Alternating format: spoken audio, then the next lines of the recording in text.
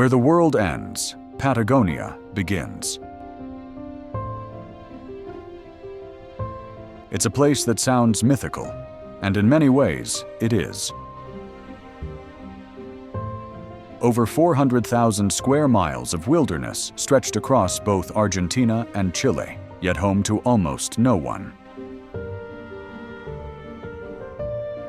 To the west, Chile's Patagonia is a labyrinth of fjords and glaciers, where mountains plunge straight into the sea. To the east, Argentina's side unfolds in vast grasslands, salt lakes, and cliff faces that seem to go on forever. Even now, in the 21st century, Patagonia remains a frontier. Nature here doesn't compromise or adapt to human presence. It simply dominates. As South America tapers southward, the land begins to fracture. Mountains break apart into islands. The Atlantic and Pacific Oceans almost touch. Storms barrel through the gap with nothing to slow them down. And somewhere in all that wind and water, at the absolute edge of the known world, Patagonia begins.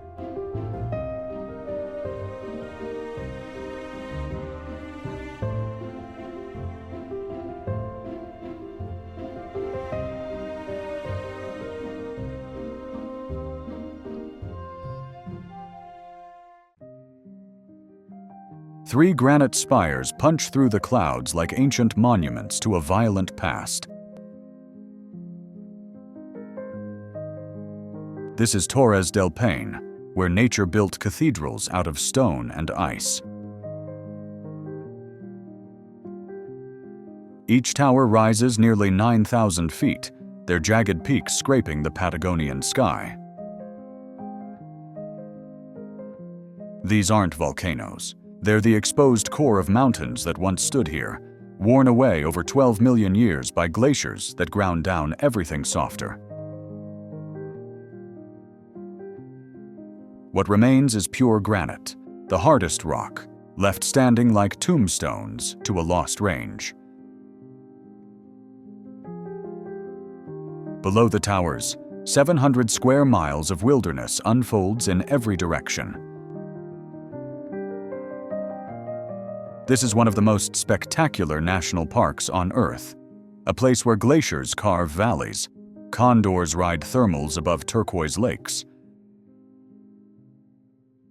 and herds of wild guanacos move across golden grasslands like shadows. The wind here is legendary. Locals call it God's broom because it sweeps across the landscape at 60 miles per hour. Bending trees into permanent arches and turning a simple walk into a battle against an invisible force. Gray Glacier dominates the western edge of the park. A frozen river 17 miles long that flows down from the southern Patagonian ice field, the third largest freshwater reserve on the planet after Antarctica and Greenland. The glacier's face towers over 100 feet above Lago Gray, a fractured wall of ancient ice that's constantly moving, groaning, and breaking apart. Every few hours, a section of the glacier calves off with a crack that echoes across the valley like a gunshot. Chunks of ice the size of cars crash into the lake, sending waves rippling outward and icebergs spinning. Up close, the ice glows an impossible shade of blue, a color that only exists when air bubbles have been compressed out over centuries. To the east, Lago Pejoa spreads beneath the Torres del Paine, a ridge of black sedimentary rock capped with lighter granite that looks like something out of a fantasy novel. The lake changes color with the weather, shifting from brilliant turquoise on clear days to a dark metallic gray when storms roll in from the mountains. The French Valley cuts deep into the heart of the Massif, a narrow canyon flanked by near-vertical walls of rock and ice. The trail into the valley is steep and exposed, winding through forests of southern beech before opening into an amphitheater where glaciers cling to cliffs and waterfalls disappear into mist before hitting the ground. Avalanches are common here. Signs warn hikers to move quickly through certain zones, where thousands of tons of ice can break loose without warning and come thundering down the mountainside. At the head of the valley, Paine Grande rises to over 9,400 feet. The tallest peak in the park, and a technical challenge even for experienced climbers. Most visitors are content to stand at the base and stare upward, watching clouds form and dissolve around the summit. At dawn, if the conditions are just right, the towers ignite. Alpenglow strikes the granite and turns it bright orange for about 15 minutes before fading back to gray. Photographers camp out in freezing temperatures for days, hoping to catch this moment, and most go home empty-handed. North of Torres del Paine, across the border in Argentina, another frozen giant waits. Perito Moreno Glacier is one of the few glaciers on Earth that isn't retreating. While ice sheets around the world shrink year after year, Perito Moreno holds its ground, constantly replenished by snowfall high in the Andes. It's locked in a rare equilibrium, advancing and calving at roughly the same rate. The glacier stretches 19 miles from the mountains to the edge of Lago Argentino, and its face rises 240 feet above the water. It's nearly 3 miles wide at its terminus, a fractured wall of ice that looks like a frozen tsunami caught mid-crash. Every day, the glacier advances about 6 feet. Every day, roughly the same amount of ice breaks off and crashes into the lake. The balance has held for decades, making Perito Moreno a living laboratory for glaciologists trying to understand why some glaciers survive while others disappear. Wooden walkways line the shore, built at multiple levels so visitors can watch the ice from different angles. The glacier groans constantly, a deep rumble that vibrates through the ground. Then, without warning, a tower of ice shears off and plunges into the water below, sending up a spray and a shockwave that rocks the icebergs floating nearby.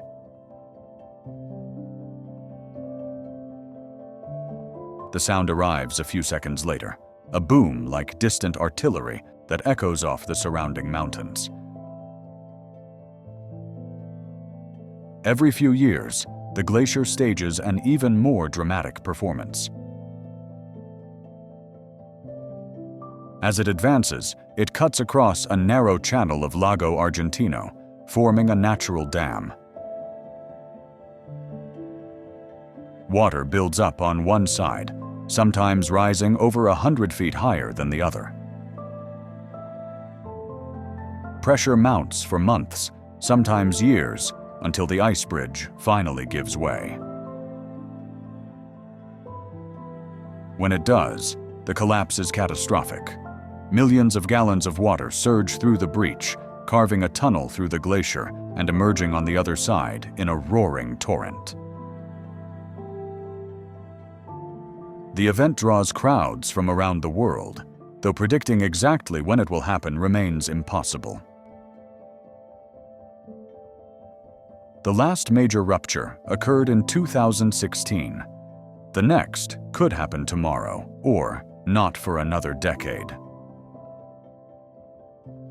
Perito Moreno is just one of 48 glaciers that descend from the southern Patagonian icefield into Los Glaciares National Park. Established in 1937, the park covers over 2,800 square miles, much of it accessible only by boat or on foot. Lago Argentino itself is the largest lake in Argentina, fed entirely by glacial meltwater.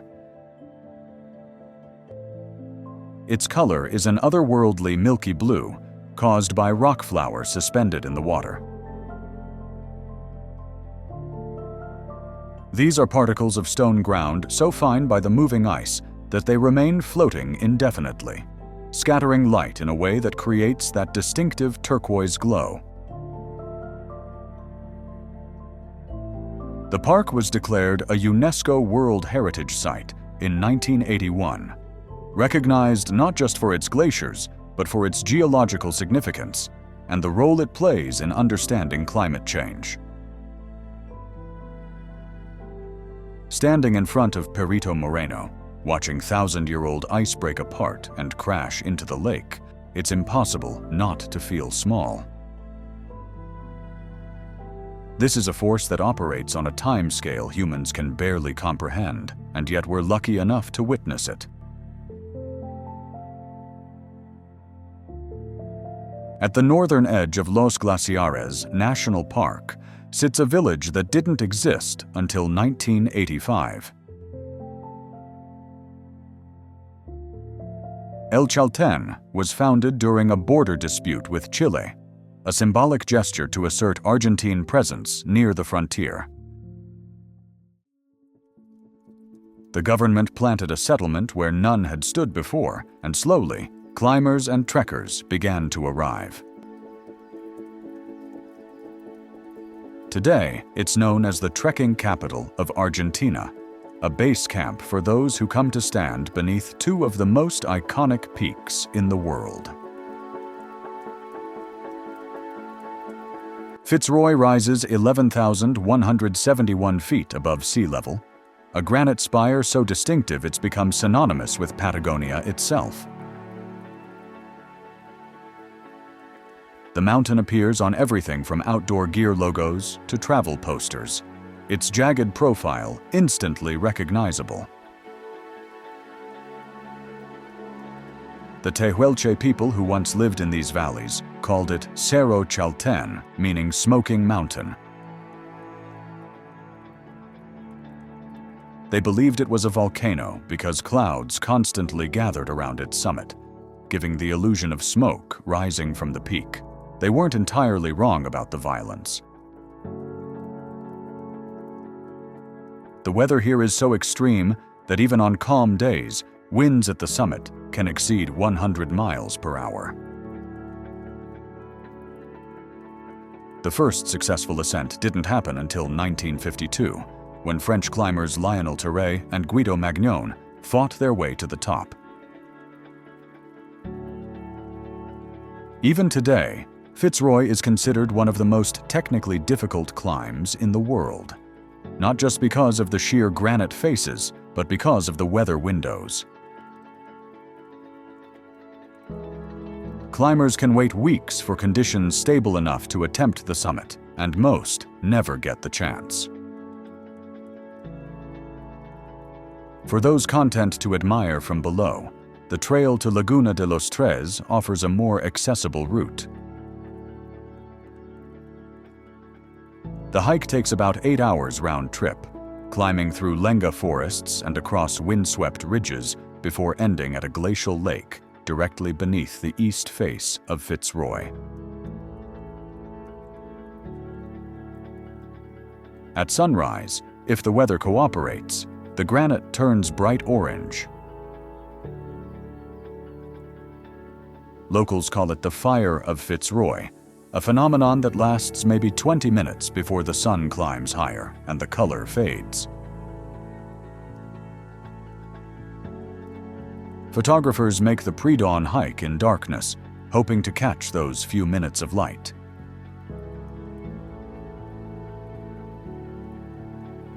Many return, disappointed, but those who witness it understand why people keep coming back. Just south of Fitzroy stands Cerro Torre at 10,262 feet.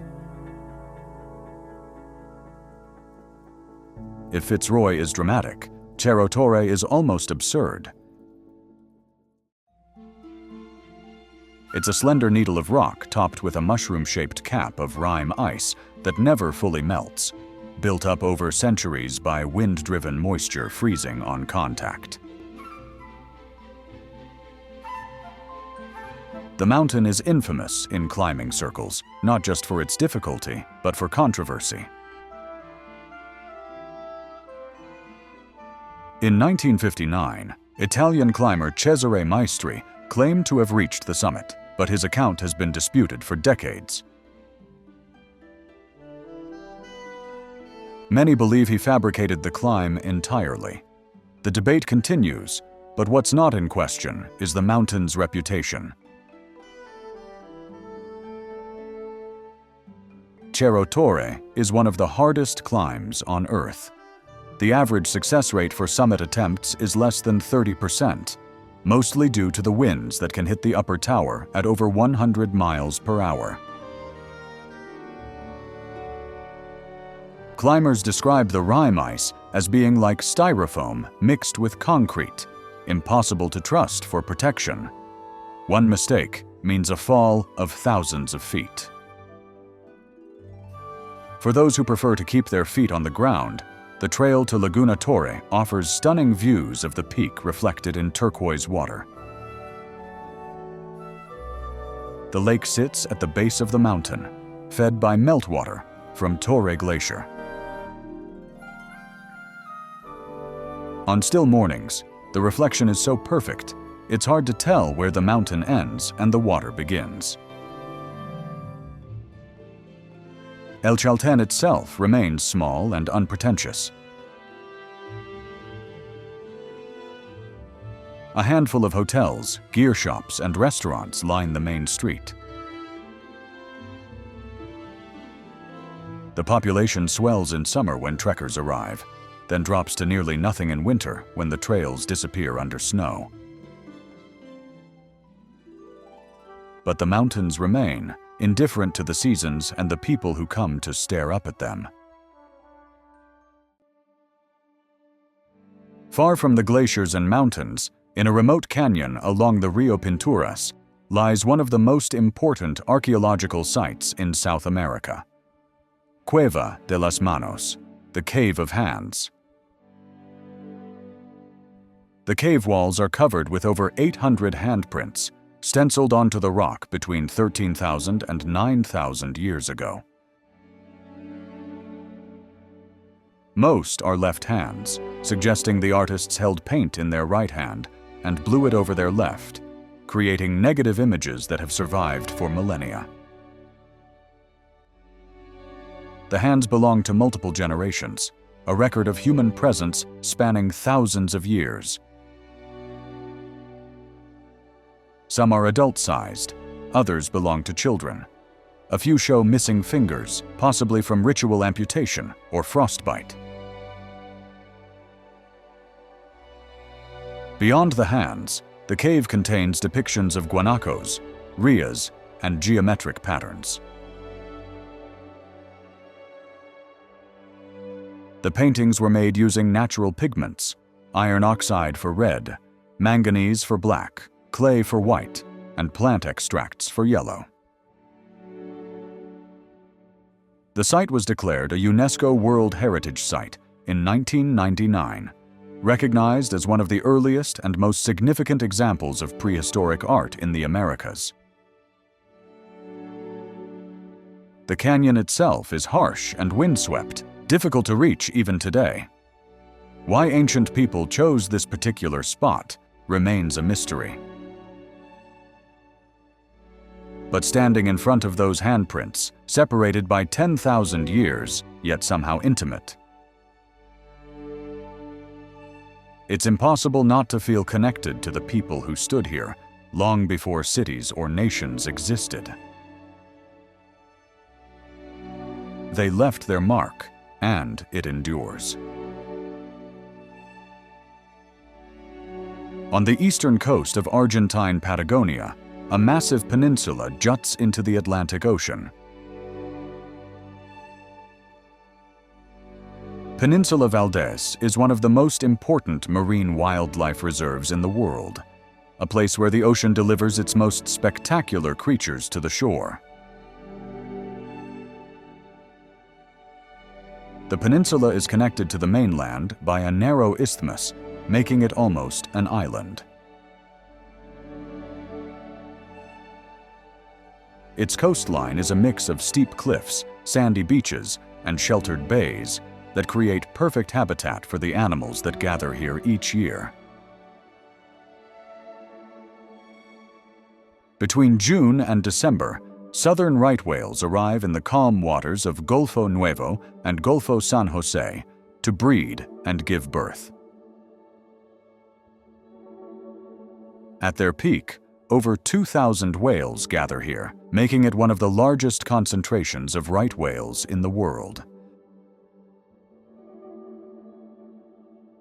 The name comes from whalers who considered them the right whale to hunt, slow-moving, full of oil, and buoyant even when dead. By the early 20th century, they were nearly extinct. Today, the population is recovering, protected by international law. Whale-watching tours depart from Puerto Pyramides, the only village on the peninsula, offering close encounters with mothers and calves. The whales are curious. They approach boats, sometimes rolling onto their sides to look at the people above. Occasionally, they breach, launching their massive bodies out of the water in displays that still baffle scientists.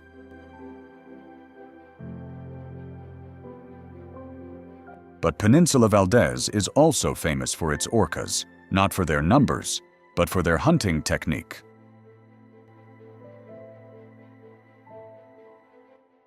During the pupping season of southern sea lions from January to March, orcas patrol the beaches, deliberately beaching themselves to snatch pups from the water's edge.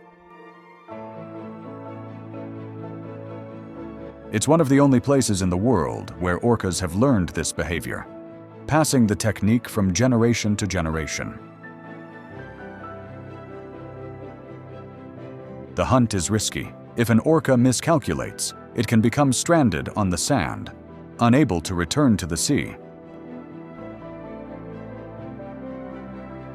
Yet they do it anyway, driven by instinct and the need to feed.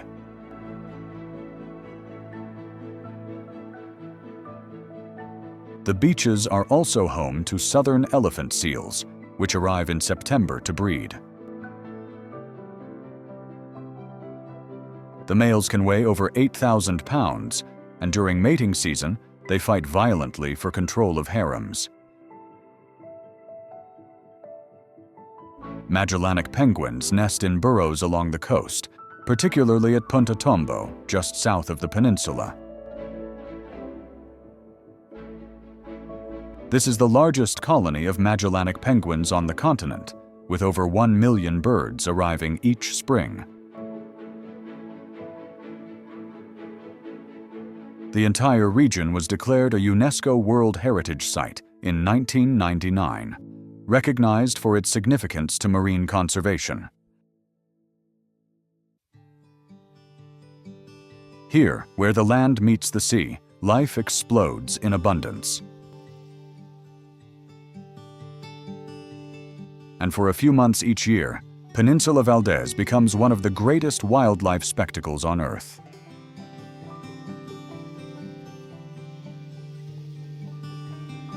The islands of Tierra del Fuego are separated from the mainland by the Strait of Magellan, a narrow, twisting passage connecting the Atlantic Ocean with the Pacific.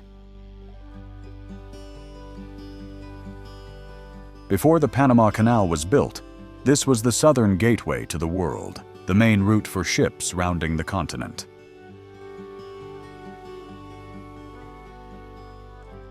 The waters here are unpredictable, shifting currents, strong winds, and sudden fog that can erase the horizon in minutes.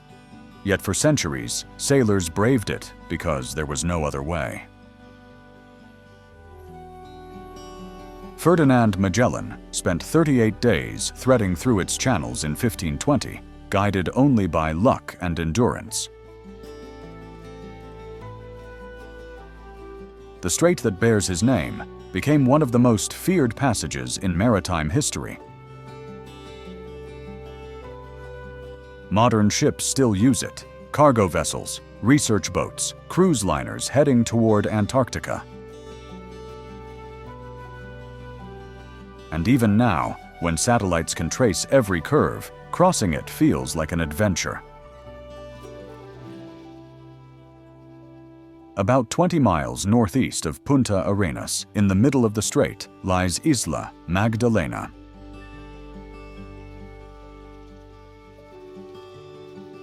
Between September and March, over 120,000 Magellanic penguins descend on this small island to nest, transforming the barren hills into a living carpet of black and white. The birds dig burrows into the soft volcanic soil, hollowing out tunnels just wide enough for 2 adults and their chicks. Every square meter seems to have a nesting pair, and the noise is relentless. It's a chorus of brays and squawks that sounds more like a crowded harbor than a wilderness. From above, the island looks like a battlefield of burrows, each marked by small mounds of dirt. Boardwalks allow visitors to walk through without disturbing the nests. The penguins seem indifferent to the human presence, waddling past with the focused determination of commuters. Some stand at the entrance to their burrows, calling for mates. Others march down to the water in groups, diving into the frigid strait to hunt for fish. The lighthouse at the center, built in 1902, still operates. Its beam cuts through the fog at night, guiding ships through the strait. The penguins seem indifferent to the light, going about their lives as if the tower were just another rock. Magdalena has been protected since 1966, declared a natural monument of Chile.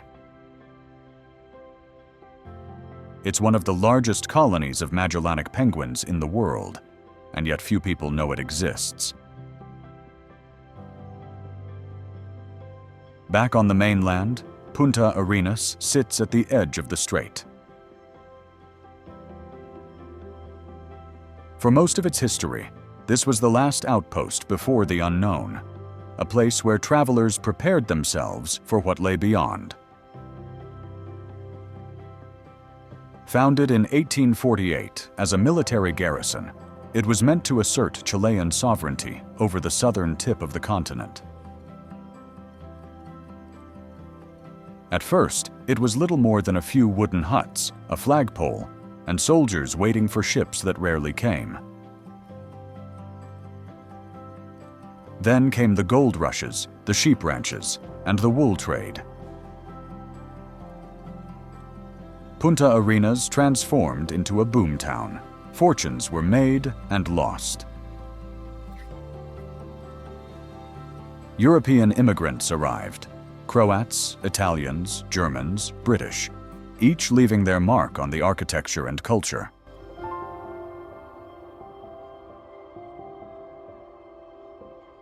By the early 1900s, the city had become one of the wealthiest in South America.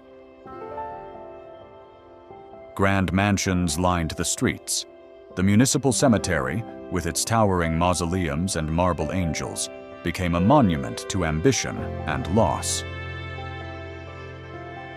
But when the Panama Canal opened in 1914, the ships stopped coming. Trade routes shifted north, and Punta Arenas slipped into a quieter existence. Today, it's a city of contrasts. Modern office buildings stand next to century-old merchant houses. Wind howls through the wide streets, carrying the smell of the sea. The main plaza, centered around a bronze statue of Magellan, remains the heart of the city.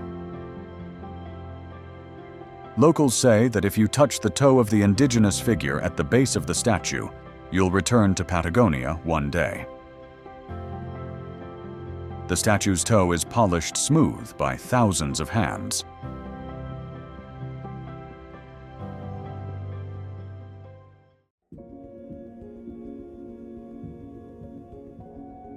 Here lies Tierra del Fuego, the land of fire.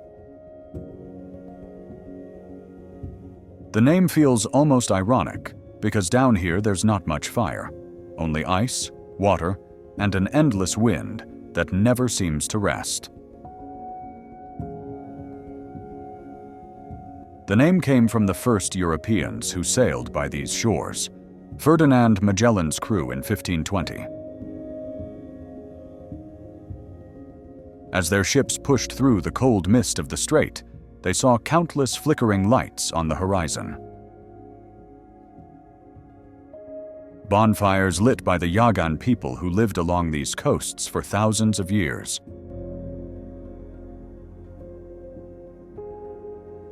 This archipelago is split between Chile and Argentina, divided by the invisible line of history and politics. On one side, the wild fjords and glaciers of Chile. On the other, Argentina's southernmost province. Peat bogs and windswept grasslands stretch toward jagged mountains, while forests of twisted beech trees bend under the constant wind.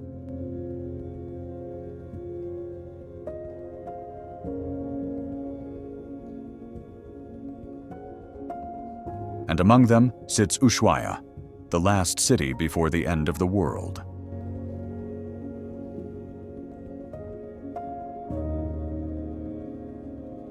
It began as an outpost in the late 1800s, built by Anglican missionaries among the Yagan people.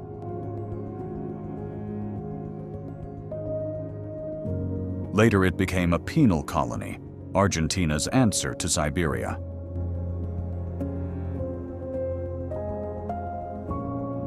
The government believed that if they sent prisoners this far south, they'd never try to escape.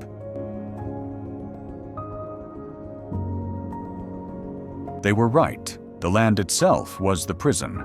The cold, the forests, the endless distance, all of it formed invisible walls.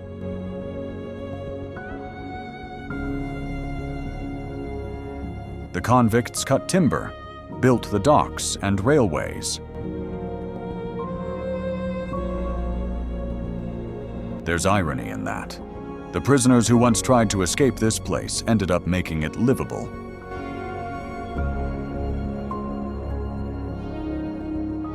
Ushuaia isn't just far south, it's far from anywhere. Buenos Aires is almost 2,000 miles away, and Antarctica feels within reach.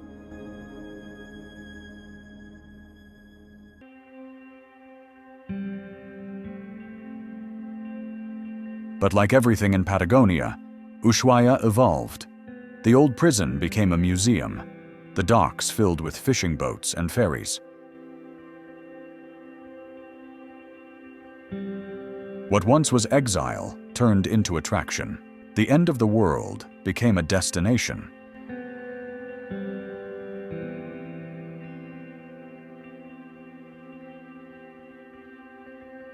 If Ushuaia is the heart of this world's end, then the Beagle Channel is its bloodstream.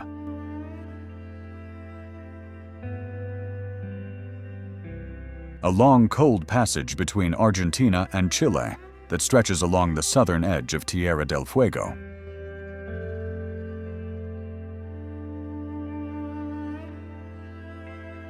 The channel takes its name from HMS Beagle, the ship that carried a young Charles Darwin through these waters in the 1830s.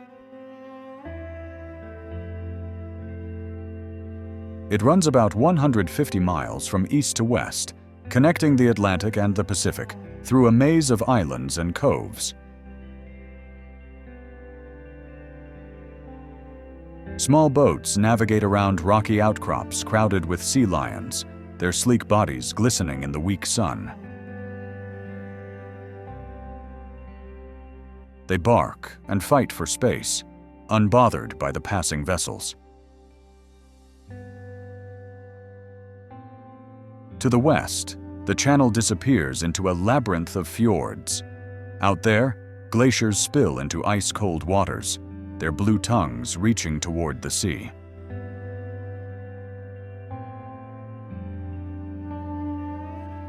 In the middle of the channel, a lonely lighthouse stands on a rocky outcrop roughly 5 nautical miles east of Ushuaia.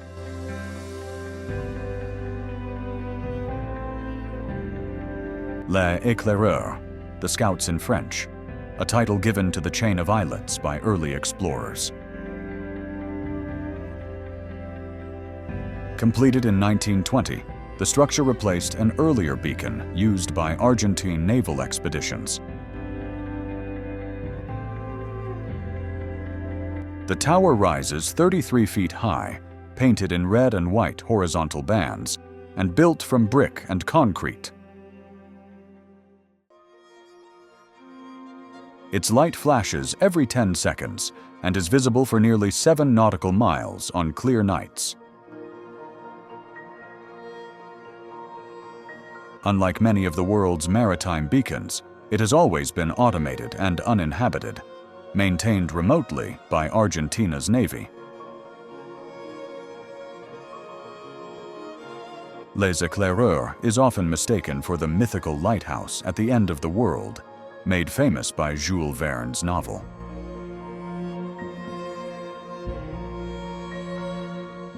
In reality, that title belongs to a different lighthouse on a remote island farther east.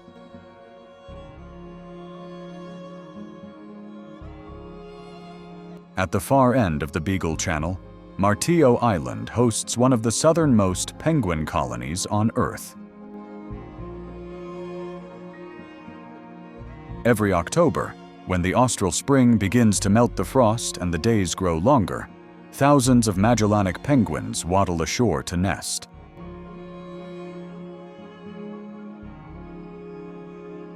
The colony numbers around 3,000 breeding pairs.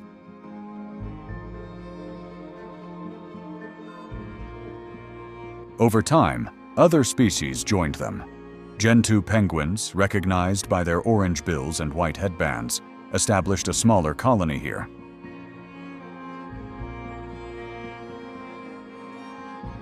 And in recent years, even a handful of king penguins have begun to appear, straying from their usual range farther south. A living sign of how Patagonia's ecosystem keeps shifting.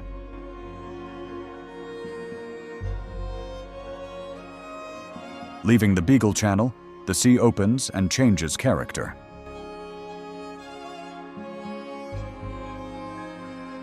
Calm waters give way to the Drake Passage, one of the world's roughest stretches of ocean, famous for strong winds and ever-changing weather.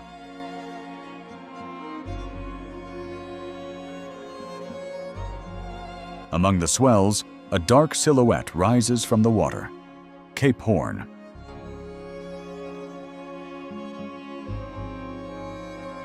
This is the absolute bottom, the final punctuation mark at the end of South America.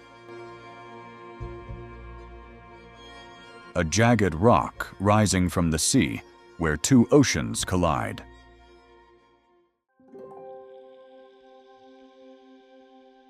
The first recorded rounding was by Dutch explorers in 1616, though indigenous peoples navigated these waters long before.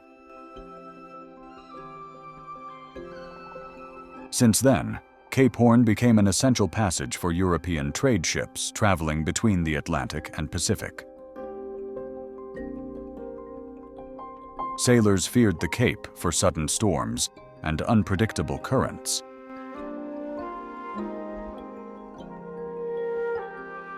Thousands of ships went down here, swallowed by waves that can reach heights of over 60 feet.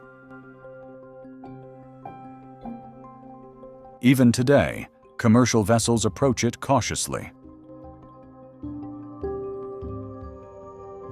The island itself is barely inhabited, home only to a small naval station and a lighthouse keeper.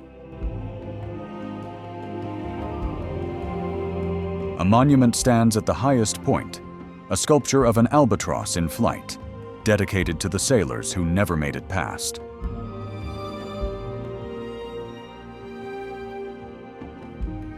Standing at Cape Horn, with nothing but ocean stretching toward Antarctica, you understand what the end of the world actually means. Not an edge where you fall off, but a place where the familiar dissolves into something vast and unknowable. This is where Patagonia reaches its conclusion. Beyond this point, there is only water, ice, and the long white silence of the frozen continent.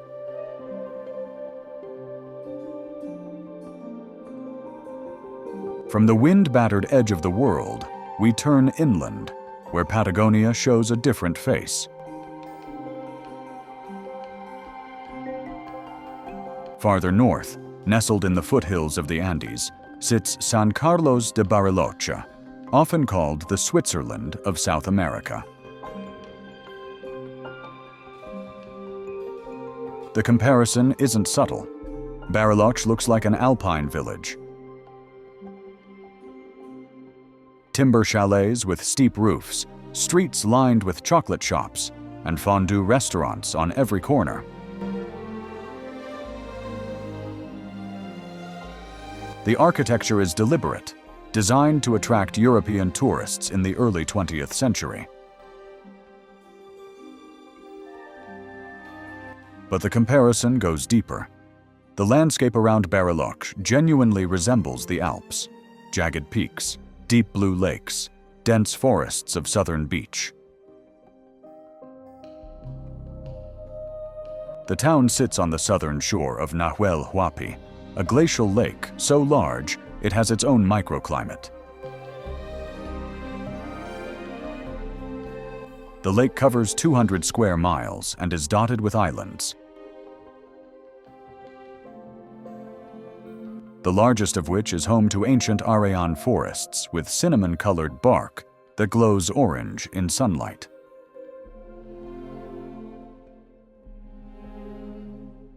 Nahuel Huapi National Park, established in 1934, was Argentina's first national park. The park covers over 1.7 million acres, encompassing mountains, lakes, and temperate rainforests. The name comes from the Mapuche language, meaning Island of the Jaguar, though the jaguar in question is likely a mythical creature said to inhabit the lake's depths. In summer, hikers tackle trails leading to mountain refugios and glacial lakes. In winter, the ski resorts near Cerro Cathedral draw crowds from across South America. Cerro Tronador, the park's highest peak at 11,453 feet, is a dormant stratovolcano covered in glaciers.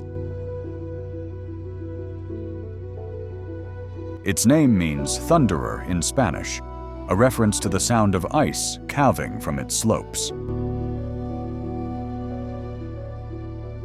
Bariloche is synonymous with chocolate. Dozens of shops line Avenida Mitre, the main street, selling everything from handmade truffles to massive chocolate sculptures. The tradition dates back to Italian and Swiss immigrants in the early 1900s who brought their recipes and techniques. Tourism exploded after World War II, when Argentina's middle class began vacationing here. hotels and ski resorts were built, transforming Bariloche from a frontier town into a resort destination.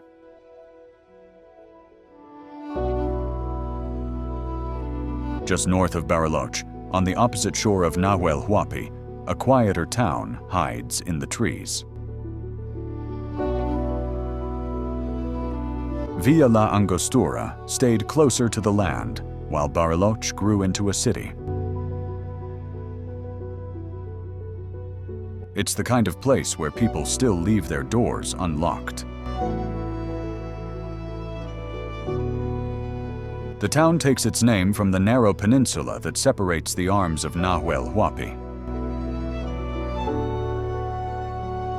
The landscapes are extraordinary, a blend of wild Andean forest and postcard calm.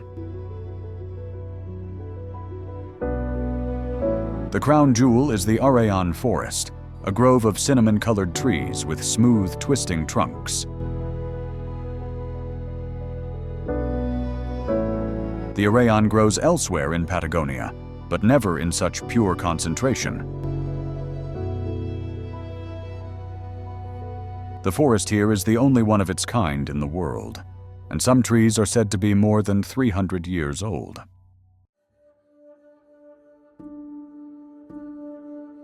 From here begins one of the most celebrated roads in Argentina, the Road of the Seven Lakes.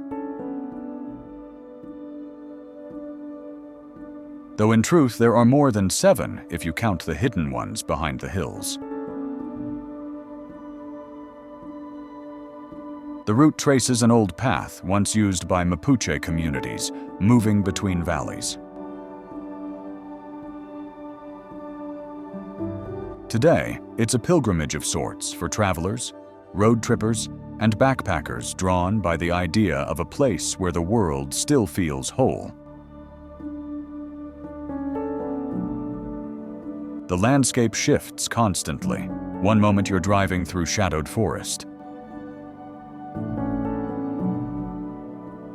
The next, the trees part and lakes gleam under the sun.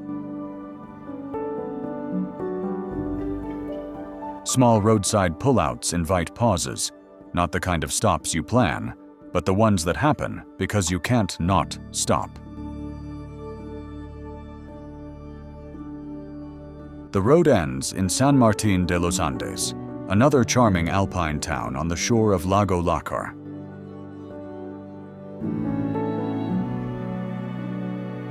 Founded in 1898, the settlement began as a military outpost.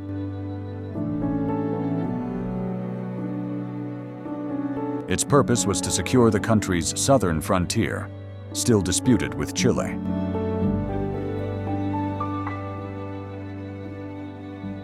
Gradually, this outpost turned into a mountain town, a place for hikers and travelers.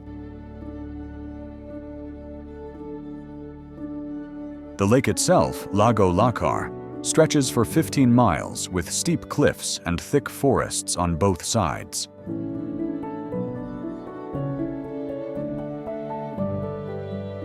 Its waters are so clear that from a boat, you can see straight down to the submerged branches of fallen trees.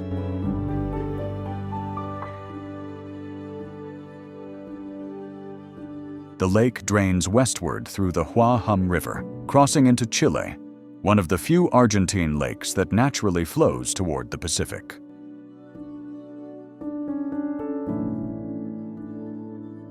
That unique geography made it a key route for trade and communication, long before any roads were built.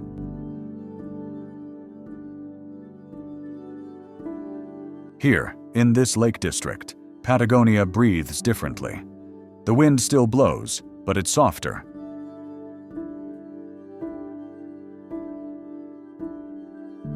The mountains still rise, but they're covered in green instead of ice. It's a gentler Patagonia, but no less beautiful.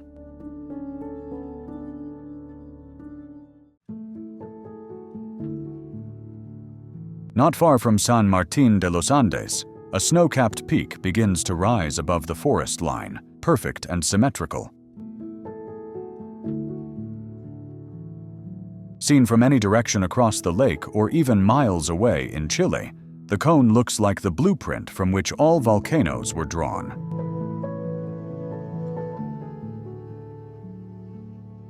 This is Lanín volcano, the sacred mountain of northern Patagonia, a frozen pyramid soaring over 12,000 feet. It's the highest summit in Argentina's Neuquén province.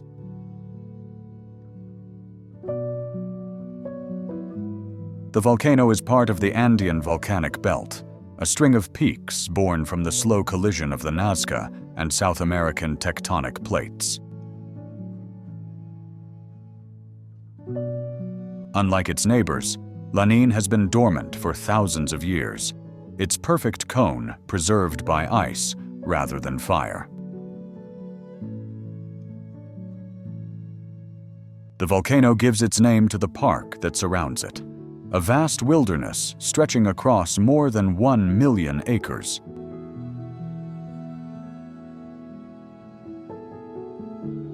Established in 1937, it was one of Argentina's earliest national parks, protecting not just nature, but identity. To the locals, Lanín is more than a mountain. It's a living spirit, home to the Pilón, the guardian of the natural world.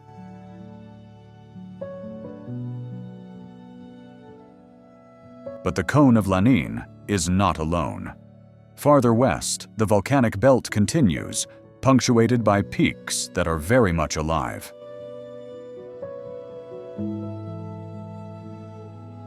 Villarrica volcano stands 11,500 feet tall across the border in Chile, capped with glaciers that melt into a network of lakes and rivers feeding the forest below. Unlike Lanín, which has slept for millennia, Villarrica is one of South America's most active volcanoes. It erupts almost constantly, producing lava fountains and ash plumes visible from miles away. Its lava lake, sometimes exposed at the summit, glows like a molten heartbeat. The volcano's flanks are cloaked in Patagonian forests, and glacial meltwater forms a web of turquoise lakes. In winter, the upper cone disappears beneath snow, while summer reveals the dark volcanic rock.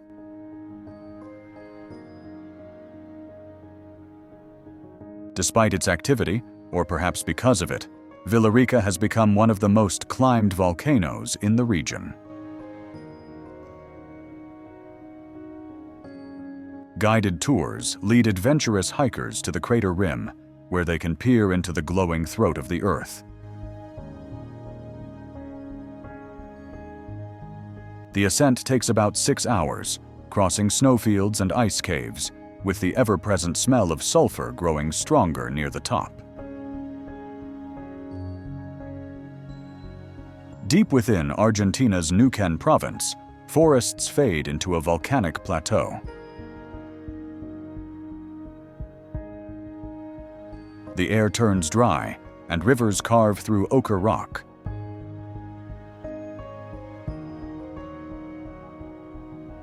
Here, among the lonely mesas of the Andes foothills, hides one of Patagonia's most striking waterfalls, Salto del Agrio. The name itself means sour, a nod to the river's acidity.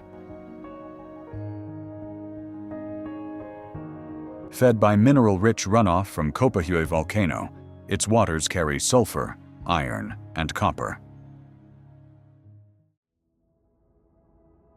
These elements give the canyon its palette: red, orange, and yellow walls stained as if painted by fire. The waterfall plunges over a cliff of columnar basalt, remnants of ancient lava flows solidified into geometric patterns.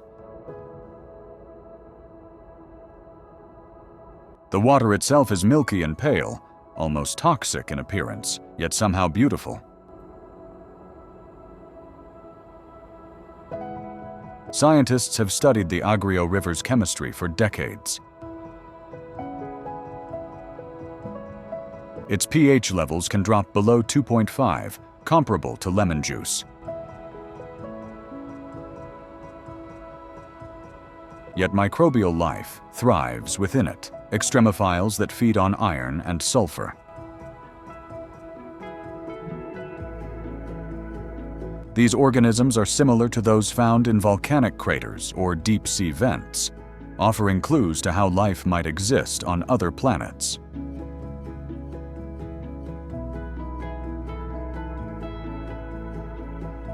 The Copahu volcano, 10 miles upstream, is one of the few active volcanoes in Argentina. Its last eruption occurred in 2016, sending ash clouds over the surrounding valleys and forcing evacuations. At its foot sits Cavahu, a small town on the shores of a lake of the same name, its waters equally rich in minerals. Known for its thermal baths, it's one of the few places in Argentina where you can soak in volcanic hot springs. The milky blue mirror of Lake Cavahu is surrounded by black volcanic slopes and forests of strange prehistoric trees, Araucaria araucana, the monkey puzzle tree.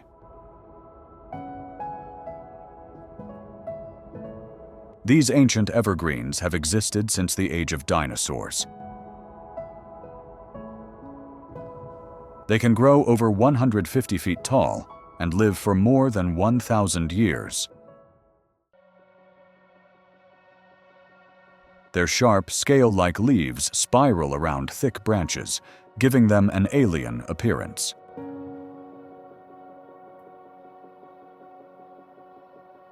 Araucaria forests once covered vast areas of Patagonia, but today they survive mainly in protected regions.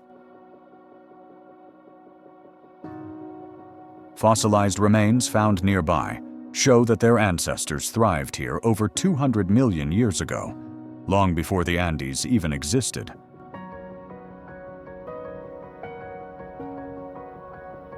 "30 miles southeast of Santiago, the Maipo River cuts a deep gorge into the Andes. This is Cajón del Maipo, a corridor of rock where the mountains reveal their underlying power. Meltwater from glaciers fills the embalse El Yeso, an aquamarine reservoir perched at 8,200 feet above sea level. Built in the 1960s, the dam holds over 66 billion gallons of water, providing up to 80% of Santiago's drinking supply during dry months. The canyon lies in one of 4 main volcanic belts along the continent. Magma rises toward the surface, forming towering stratovolcanoes.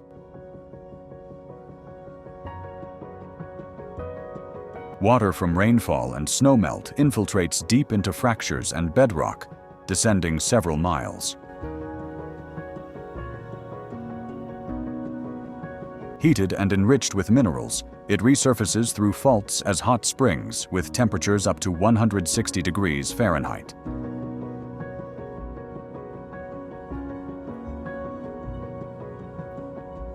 Termas de Colina cascade down a cliff in natural terraces filled with steaming, milky blue waters. The pools vary in temperature from comfortably warm soaking areas around 100 degrees to almost scalding waters near the vents. This is where fire meets water, where the violence beneath the Earth's crust becomes something soothing. The volcanoes of Patagonia don't just destroy. They create, renew, and sustain life in ways we're only beginning to understand.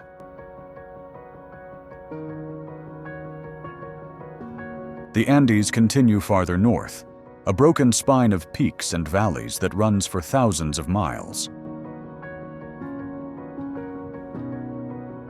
From glaciated fjords and windswept plains, the mountains rise again, dividing arid deserts from the humid jungles of the tropics. South America changes: the air, the colors, the rhythm of life. The ice gives way to sand, and the sand to green. But those are stories for another journey. For now, our road ends at the edge of the world,